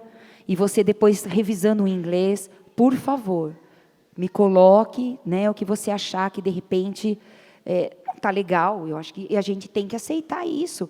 Porque, às vezes, você, no momento ali que você está inspirada, você escreve, depois você lê, às vezes você até acha alguma coisa, fala, que parece que não está, a melodia que não casou, mas eu não consigo. Né? Então, às vezes, uma pessoa de fora falando, olha, dê uma olhada nisso daqui, acho que não está muito legal, aí eu vou lá e consigo mexer. Mas eu acho que é sempre bem-vindo, sim, um comentário, né, de pessoas que, logicamente, entendam, né, que sejam também da área, né, para que a gente possa dialogar. Obrigada pela pergunta. Gratidão. Vocês, quem quiser. Bom, antes da publicação é isso. Eu tenho, né, meus primeiros leitores, em quem eu confio totalmente e com frequência confio mais na leitura deles do que na minha. Então, quando dizem, aqui não funcionou, eu acredito que não funcionou, né? Tinha algo na minha cabeça que eu não consegui colocar no papel. Então, bom, vamos retrabalhar. Então, essa parte é isso. É uma conversa, mas nesse grupo de né, pessoas em quem eu confio muito, que eu sei que gostam de ler mais ou menos o que eu gosto de ler, então eu sei que a gente está trabalhando no mesmo universo, né, estético e literário, enfim. E aí, depois de publicado, aí eu não sei, assim, né, se for abraçar a metáfora de que os livros são filhos, né, eu sou uma mãe meio desnaturada, eu acho, porque assim, o livro publicou, não é mais problema meu, sabe? Agora ele está no mundo, ele que se vire sozinho.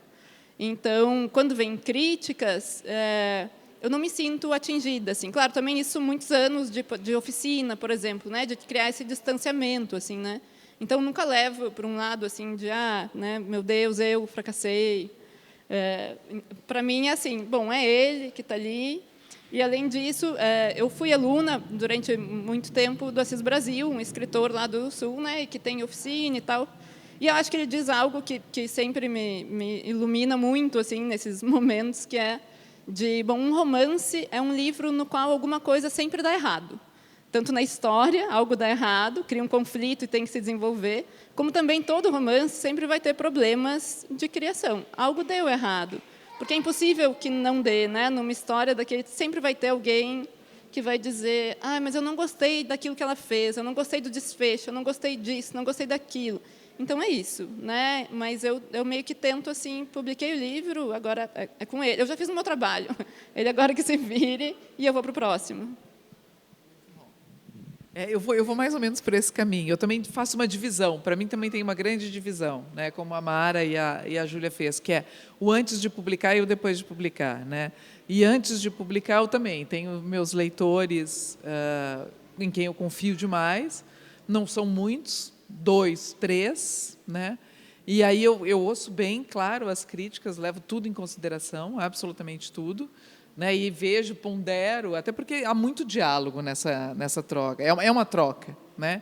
Então tem muito diálogo, pode-se dizer o que eu pretendia, né? E se eu tenho que explicar muito o que eu pretendia, eu já vou notando que não deu certo, é óbvio, né? Porque exato, não está lá, né? Então ali tem muita troca e eu ouço muito. Agora, depois de publicado, é isso mesmo, está no mundo, né? E aí quem me ensinou a ter uma postura, que é a postura que eu tenho, né? E que vai muito a ver com a da Mara e a da Júlia, né? Principalmente a da Júlia, foi o meu companheiro, né? Que ele me disse já lá, desde o primeiro livro publicado, ele disse para mim: nunca leva tão a sério crítica, nem para o bem e nem para o mal. E é engraçado que ele também frisou para o bem.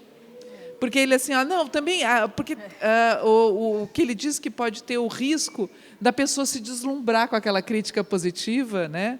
E achar que não fica todo, além de ficar todo bobo, ficar querendo se repetir, né? E eu acho importante essa observação que ele faz, não levar tão a sério a crítica, seja para o bem, seja para o mal, né? E isso dá uma postura assim, dá uma liberdade que é muito bom, que é fantástico. E o livro está no mundo, né? Eu também acho, não é mais problema meu, problema de quem não gostou, né? Isso. Perfeito. Esses dias eu ouvi a Socorro Acioli falando sobre isso, porque ela diz que no primeiro livro, acho que ela recebeu uma crítica pelo final, muitas críticas, assim, deixou um final, eu não lembro se era aberto, acho que era um final muito aberto, e aí ela faz o outro livro e fecha o final, e as críticas vêm no mesmo sentido, fechou muito o final. Aí ela falou, bom, eu já descobri que os leitores não gostam do final, então agora eu vou terminar do jeito que eu quiser, né? Porque, assim, vai ser isso. A gente está caminhando para o final dessa mesa, tem espaço para mais uma pergunta, se alguém ainda tiver. Não? Então, eu quero só fazer uma última pergunta, assim, que acho que esse espaço ele é tão gostoso de estar, porque é um espaço de encontro. E a escrita, ela tende a ser muito solitária, né? E eu queria saber como vocês lidam com essa solidão, se, por exemplo, vocês têm grupos de escrita, se vocês escrevem com pessoas, como é que isso se dá, ou se é realmente essa atividade solitária ali da pessoa e seu computador E é isso, só queria saber isso para fechar mesmo. Vamos começar, então.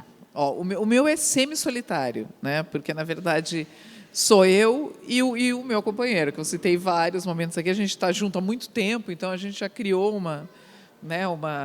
quase que uma dinâmica, uma simbiose, né? É como somos quase a mesma pessoa. Então, tem muita troca o tempo inteiro. Né? Então, eu estou sempre escrevendo e mostrando e falando das minhas ideias já antes e vice-versa. Né? Então, tem essa... Tanto que a gente fala, a nossa casa, e nós trabalhamos muito em casa, né? É um instituto de pesquisa quase, né? Porque ali a gente fica discutindo muito. Então, tem muito essa troca com ele mesmo ali. Né? Agora você vai ficar por último? Eu tenho, sim, como eu disse, só esse semestre, até por conta do meu projeto, final do semestre passado e desse semestre, a gente acabou que não nos reunindo. A gente faz um encontro toda segunda noite e tem poetas do Brasil inteiro, do Nordeste, Norte, Sul, né? E a gente faz esse trabalho mesmo de leitura e estudo. Então, a gente demarca, por exemplo, vamos voltar, sei lá, de repente a gente já leu, às vezes, né, um livro há muito tempo, vamos ler novamente, vamos voltar no, sei lá, Machado de Assis, ou vamos voltar em tal, mas mais voltado, lógico, para a poesia. Então, a gente tem esse grupo, sim, de estudo, discussão e produção. Às vezes, também, a gente vai, vamos produzir um pouco, para a gente estar ali sempre treinando, né, trabalhando, e aí, às vezes, a gente faz também esses comentários, né, no próprio grupo, cada um expõe a sua escrita, e aí a gente conversa sobre o que a gente escreveu. E isso, assim, nossa, me ajuda muito e me ajudou muito para esses últimos trabalhos. Já no Enclausurado, né, que também comecei a escrever na pandemia, e que fala desse nosso eu que ficou enclausurado, né, por muito tempo. E por isso que eu faço esse jogo com a palavra enclausurado, né, também já foi um trabalho assim, de muita discussão e muita conversa. Então, eu acho que é importante ter esse tipo, né, de trabalho junto, em conjunto. E depois, lógico que sozinha, né? Depois tem o seu momento mesmo, mas para despertar e para continuar desenvolvendo a criatividade, acho que é importantíssimo. Júlia. Acho que enfim, estou mais ou menos com vocês, assim, né? Esses meus primeiros leitores também são poucas pessoas, talvez umas 4 pessoas, e que acompanham o processo, né? Não leem só depois de tudo pronto. Então, estão lendo durante, assim. E a gente vai conversando, vai trocando muito, né? A gente lê uns dos outros e vai fazendo. Mas é isso, tem uma dimensão que é solitária, que é inevitável, né? Que é assim, o momento que tu está ali escrevendo à mão ou digitando e que atua os teus pensamentos. E não tem muito como esse momento não ser solitário, né? Mas eu acho que o processo inteiro não precisa ser, né? Eu acho que tem... é isso, ele é atravessado por outras pessoas, e que bom que é, né? Porque senão também a gente vai escrever daí, não sei, para o próprio umbigo, assim, né? Mas tem uma dimensão que necessariamente é a gente sozinho. Sim, perfeito. Antes de encerrar, então, a mesa, eu vou passar a palavra para cada uma de vocês, só para vocês fazerem as considerações finais aqui, aí depois eu encerro a mesa, com vontade de continuar, mas eu encerro, porque temos o horário. Então, vamos começar do outro lado agora. Mara, você quer começar falando suas palavras finais aqui? Vou deixar a Júlia para o último agora. Bom, então, enfim, ao invés, desculpa, de falar, eu vou ler um poema, então, para encerrar, tá bom? Esse é o último poema do livro. Minha poesia. Eu escrevo em meu corpo versos da mulher que gerei em mim. Eu escrevo em minha pele a força que fluiu da minha fêmea. Eu escrevo em minhas células palavras dessa força que me incita. Eu escrevo em minha alma a poesia da fêmea que sou. Eu escrevo em mim, mulher. Obrigada pela atenção e pelo carinho.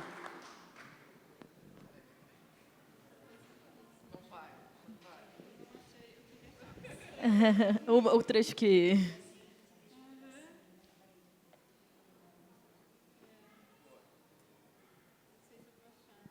É sempre assim, quando a gente quer achar.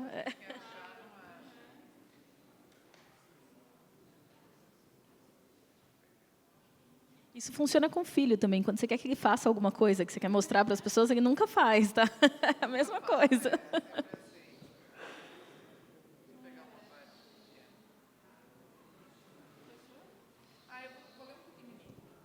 Para dar tempo para a Júlia. Bem pequenininho, é um dos monólogos do livro, né? Se chama Monólogo do Gelo, e diz: é preciso extinguir o fogo, é preciso cessar o calor, que ventos polares se levantem e tragam consigo o dilúvio. A morte do gelo é tornar-se água.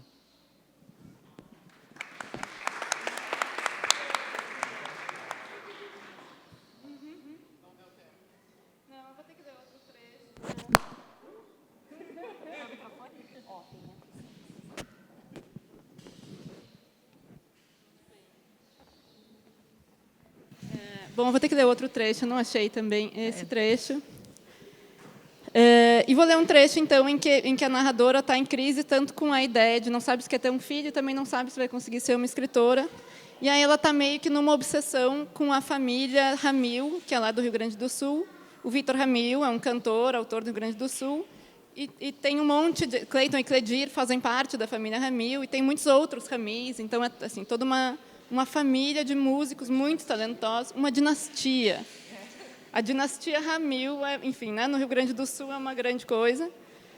E ela está meio obcecada assim, né, com esse espaço que eles ocupam, né, de destaque na cena cultural. Então, vou ler um trechinho sobre que passa por aí. Certa feita, tempos atrás, muito antes de vir à capital uruguaia observar uruguaios, encontrei uma amiga culta num bar da Cidade Baixa. Estávamos falando de qualquer coisa quando o filho do Vitor Ramil entrou no bar. A minha amiga, que além de culta é bem relacionada, conhecia o filho do Vitor Ramil, e por isso ele se aproximou da nossa mesa e deu um abraço nela. Ela comentou alguma coisa elogiosa sobre o último show dele, o show do filho do Vitor Ramil, que também é músico, embora seja de outro tipo, e o show dele tinha acontecido não no elegante Teatro São Pedro, onde seu pai provavelmente tocaria, mas num pequeno teatro independente, onde pessoas bem informadas costumam assistir a bons espetáculos. O filho do Vitor Ramil abriu um sorrisão. Ah, obrigado, vocês estavam lá, é? E com essa frase, acompanhada de um breve olhar lateral, me incluiu na conversa.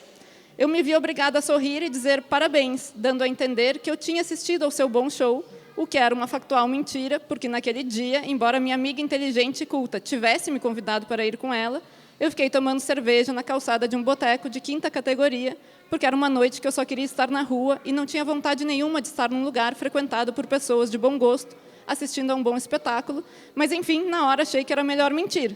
Não para preservar os sentimentos dele, que certamente não seriam abaláveis pela minha desimportante presença ou ainda mais desimportante ausência, mas porque, na época, eu queria ser uma pessoa que frequentava mais espetáculos e tomava menos cerveja. É fake news, Júlia.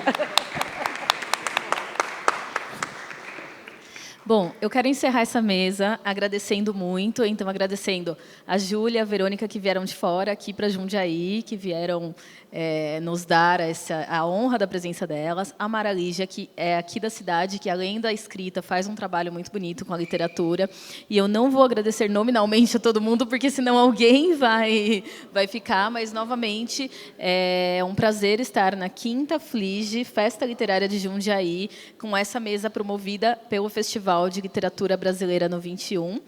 E foi muito bonito, muito obrigada pela troca, eu espero que a gente se encontre em outras mesas. João?